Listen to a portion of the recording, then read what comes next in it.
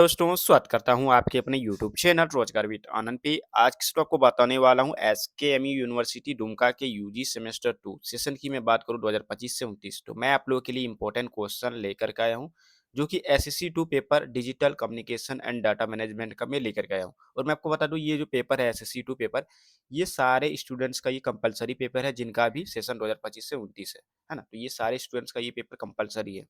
और आज मैं आप लोगों को बताऊंगा पार्ट 3। यहाँ पे डिस्ट्रिक्ट क्लियर लिखेगी पार्ट 3, यानी कि पार्ट 1 और पार्ट 2 मैं पहले ही बता चुका हूँ। मैं आपको बता दूं इसका जो एग्जाम होगा वो ऑब्जेक्टिव होगा, जिसमें एमसीक्यू क्वेश्चंस आपको देखने को मिलेगा। तो मैं आपको एमसीक्यू क्वेश्चन आंसर दोनों कराने वाला हूँ।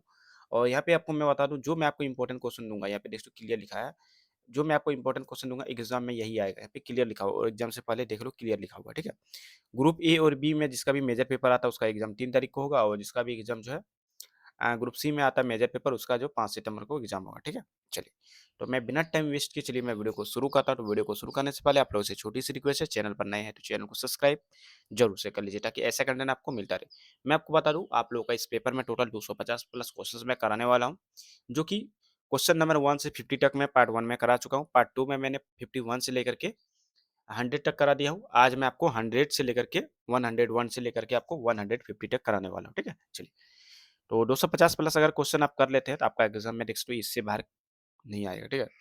और आराम से 50 नंबर यानी कि एक्स का जो एग्जाम है आपको पता होगा कि 1.5 मार्क्स का होगा और टोटल 75 मार्क्स का क्वेश्चन रहने वाला, जिसमें टोटल कुल मिलाकर 50 क्वेश्चन रहेगा। प्रत्येक प्रश्न 1.5 मार्क्स का रहेगा, ठीक है। चलिए, यहाँ पे देखिए क्वेश्चन नंबर आज मैं शुरू करूंगा पार्ट 3। यहाँ पे क्लियर लिखा है पार्ट 3 का आप क्वेश्चन देखोगे तो यहाँ पे क्लियर लिखा है क्वेश्चन जो नंबर जो है शुरू होगा 101 से लेकर के 150 तक मैं कराऊंगा आपको। चलिए, तो पहला क्वेश्चन हम देखते हैं जो कि है प्रश्न संख्या 101 का। बोला गया है कि यहाँ पे देख लो आंकड़ा प्रबंधन का मुख्य उद्देश्य क्या है।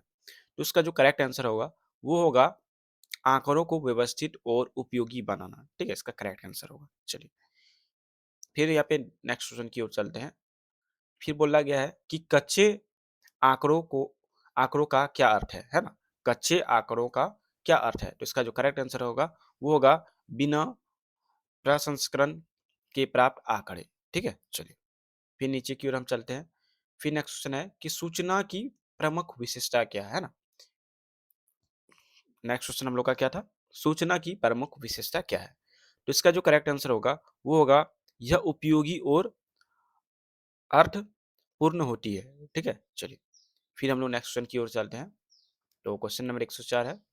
बोला गया है कि आंकड़ों को उपयोगी सूचना में बदलने की प्रक्रिया क्या कहलाती है। तो क्या कहलाती है, तो आंकड़ा प्रसंस्करण, जिसको हम बोलते हैं डाटा प्रोसेसिंग, ठीक है। चलिए, फिर हम लोग नीचे आते हैं। तो नेक्स्ट क्वेश्चन आप लोग देख दो। नेक्स्ट क्वेश्चन है कि ज्ञान का निर्माण किसके आधार पर किया जा सकता है ना। क्या बोला गया है कि ज्ञान का जो निर्माण होता है वो किसके आधार पर किया जा सकता है। तो इसका जो करेक्ट आंसर होगा वो होगा सूचना और अनुभव के अनुसार होता है, ठीक है, जिसको हम बोलते हैं इंफॉर्मेशन एंड एक्सपेरियंस, ठीक है। चलिए, फिर नेक्स्ट क्वेश्चन की ओर चलते हैं। तो नेक्स्ट क्वेश्चन है हम लोग का निम्नलिखित में से कौन पाठ्य आंकड़े का उदाहरण है ना, पाठ्य आंकड़े का उदाहरण है। तो इसका जो करेक्ट आंसर होगा वो होगा स्टूडेंट्स नेम, ठीक है, विद्यार्थी नाम, इसका करेक्ट आंसर होगा। चलिए, फिर नीचे आते हैं हम लोग क्वेश्चन नंबर 107 में। तो क्वेश्चन बोल रहा है कि निम्नलिखित में से कौन सा संख्यात्मक आंकड़े का उदाहरण है। तो इसका जो करेक्ट आंसर होगा वो होगा विद्यार्थी की आयु, क्या होगा, स्टूडेंट्स एज। चलिए, फिर नेक्स्ट क्वेश्चन की ओर हम चलते हैं। क्वेश्चन नंबर 108 है कि डिजिटल चित्र किस प्रकार के आंकड़े हैं, है ना। तो डिजिटल जो चित्र होता है आप लोग देखते हो आजकल, तो वो किस प्रकार का जो आंकड़ा है वो आपको बताना है। तो इसका जो करेक्ट आंसर है वो होगा चित्रात्मक आंकड़े, क्या होगा, क्योंकि इमेज वाला बोला गया तो चित्र वाला ही होगा, है ना। तो क्या बोला, इमेज डाटा जिसको हम बोल सकते हैं, ठीक है। चलिए, फिर नीचे हम लोग आते हैं। बोला गया फिर नेक्स्ट क्वेश्चन की चल चल चित्र किस प्रकार के आंकड़ों का उदाहरण है ना। चल चित्र, ठीक है, किस प्रकार का उदाहरण है। तो इसका जो करेक्ट आंसर है वो होगा यहाँ पे देख तो वीडियो आंकड़े, क्या होगा, वीडियो आंकड़े यानी वीडियो डाटा होगा, ठीक है। चलिए, फिर नेक्स्ट क्वेश्चन की ओर हम लोग चलते हैं। तो नेक्स्ट क्वेश्चन यहाँ पे बोला गया है जो कि आप लोग देखोगे। तो यहाँ पे क्वेश्चन है, बोला जाता है कि आंकड़ा संग्रह का एक प्रमुख साधन क्या हो सकता है ना? तो इसका जो करेक्ट आंसर होगा वो होगा प्रश्नावली, है ना? चलिए, फिर नेक्स्ट क्वेश्चन की ओर हम चलते हैं। चलिए, यहाँ पे नेक्स्ट क्वेश्चन है कि थोड़ा ऊपर कर देते हैं। किसी संस्था में विद्यार्थियों की जानकारी एकत्र करने के लिए किसका उपयोग किया जा सकता है? तो किसका किया जाएगा? तो डाटा फॉर्म का किया जाएगा, जिसको हम आंकड़ा प्रपत्र बोल सकते हैं। ठीक है? चलिए, फिर नीचे हम लोग आते हैं।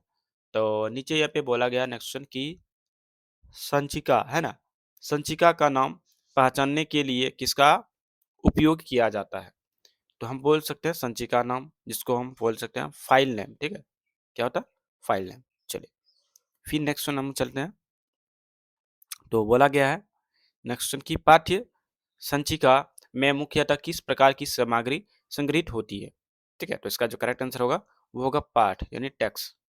चलिए, फिर नेक्स्ट वन चलते हैं यहाँ पे। तो यहाँ पे बोला गया नेक्स्ट वन कि सीएसवी, है ना, संचिका में आंकड़े समानता किससे अलग किए जाते हैं ना, किससे अलग किया जाता है वो पूछा गया। तो हम बोल सकते हैं अल्पविराम, है ना, जिसको हम बोलते हैं कोमा।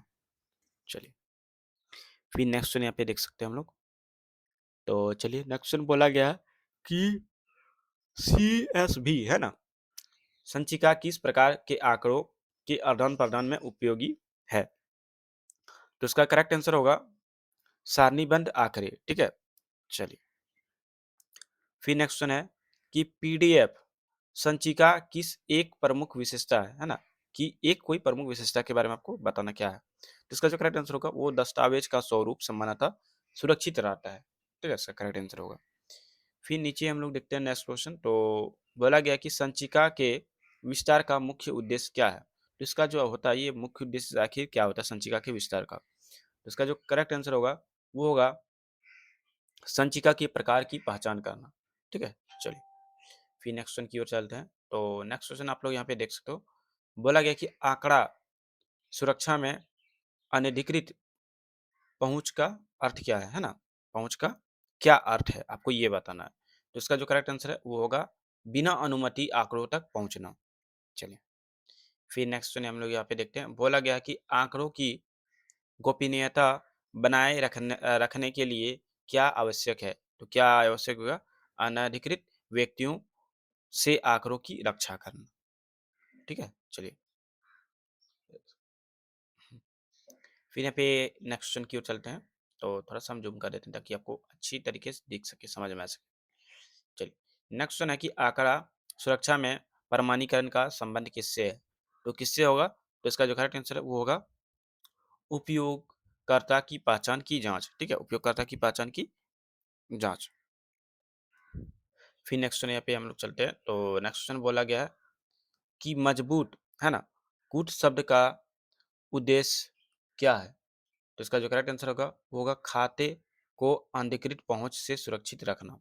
चलिए, फिर नेक्स्ट क्वेश्चन हम लोग यहाँ पे देखते हैं। तो बोला गया है विषाणु, है ना, विषाणु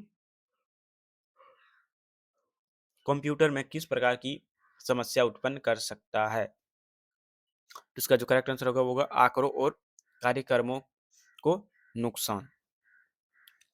चलिए, यानी कि damage to data and programs. चलिए, फिर यहाँ पे देख सकते हो बोला गया है कि मालवेयर क्या है ना? तो इसका जो करेक्ट आंसर होगा वो होगा हानिकारक सॉफ्टवेयर। ठीक है? जिसको यहाँ पे आप लोग देख सकते हो क्या होगा? हानिकारक सॉफ्टवेयर। चलिए, फिर नेक्स्ट यहाँ पे देख सकते हो बोला गया कि मालवेयर का मुख्य उद्देश्य क्या हो सकता है? बोलता है क्या हो सकता है इसका मुख्य उद्देश्य? तो उसका उद्देश्य यही है कि कंप्यूटर या आंकड़ों को नुकसान पहुंचना। ठीक है? पहुंचाना इसका करेक्ट आंसर होगा। चलिए, फिर यहाँ पे नेक्स्ट की ओर चलते हैं। तो चलिए, नेक्स्ट क्वेश्चन यहाँ पे नेक्स्ट तो बोला गया कि फिशिंग प्राय किस माध्यम से की जा सकती है? ठीक है? इसका जो करेक्ट आंसर होगा वो होगा धोखाधड़ी वाले संदेश से होता है, यानी, है ना? चलिए, फिर नेक्स्ट क्वेश्चन की ओर चलते हैं। तो नेक्स्ट क्वेश्चन बोला गया है कि फिशिंग में अपराधी किस जानकारी को प्राप्त करने का प्रयास कर सकता है? तो क्या कर सकता है? वो होगा फाइनेंशियल इंफॉर्मेशन हो गया, है ना, और पासवर्ड वगैरह, जिसको हम बोलते हैं कुछ शब्द और वित्तीय जानकारी यानी कि पासवर्ड आपका हो गया और आपका इन्फॉर्मेशन वगैरह हो, जो कि पहला पहला उत्तर इसका होगा सही। चलिए, फिर नेक्स्ट क्वेश्चन हम लोग देखते हैं। तो यहाँ पे बोलता है कि हैकिंग का सामान्यतः अर्थ क्या है? हाँ, तो इसका अर्थ आखिर क्या होता है? वो है कि कंप्यूटर या तंत्र में अनधिकृत प्रवेश का प्रयास करना, बिना परमिशन का आपका यानी कि एक्सेस का, है ना? यहाँ पे क्लियर लिखा है देख सकते हो। चलिए, फिर नेक्स्ट क्वेश्चन यहाँ पे देखते हैं हम लोग। तो नेक्स्ट क्वेश्चन है कि साइबर अपराध क्या है? आपको ये बताना है। यानी साइबर क्राइम जो होता है वो आखिर क्या है? तो करेक्ट आंसर होगा कि कंप्यूटर या अंतरजाल से संबंधित अपराध इसमें आता है, ठीक है? चलिए, यही होता है इसका। फिर अपने नेक्स्ट क्वेश्चन हम लोग देखते हैं। बोला गया कि साइबर नैतिकता का संबंध किससे है? तो किससे होगा? तो वो होगा इसका करेक्ट आंसर कंप्यूटर और अंतरजाल के उचित उपयोग से होता है, ठीक है?